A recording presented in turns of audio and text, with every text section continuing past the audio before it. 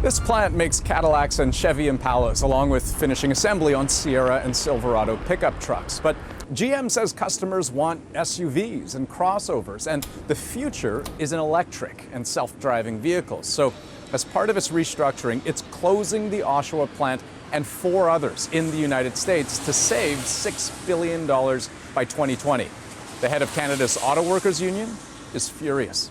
This is a shame, and it is a crime, and it is a betrayal.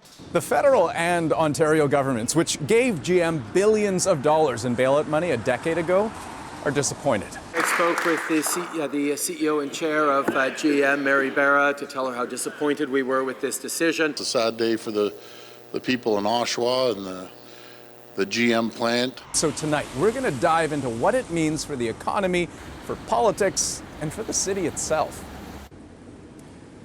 But we begin with those who are feeling the biggest hit today. All those folks who work in there for now. Our Olivia Stefanovic spent the day with some of those workers.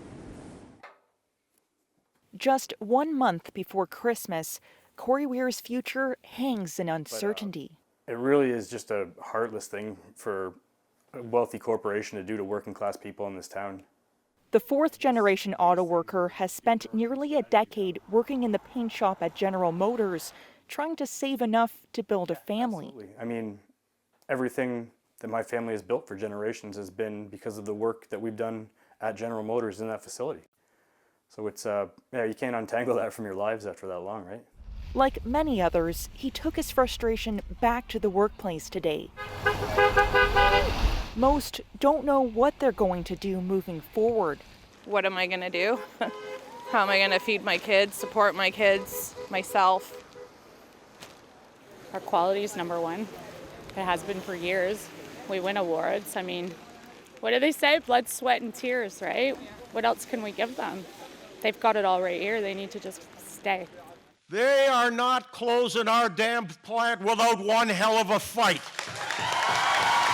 At a rally this afternoon, the union called it a betrayal. I don't know how General Motors expects that Canadians are going to continue to support them as a country when they clearly have no intention of treating us as a nation and as workers with any respect.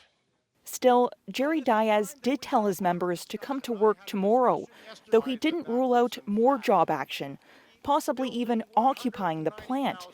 GM has suggested some work could return to Oshawa, but Weir isn't holding out hope. They absolutely are parasites. They come into our community. Our labor is what drives all of their profit. If we disappeared, they can't build a car without us. It's a painful, confusing time for workers at what had been one of GM's most celebrated facilities. Olivia Stefanovic, CBC News, Oshawa, Ontario.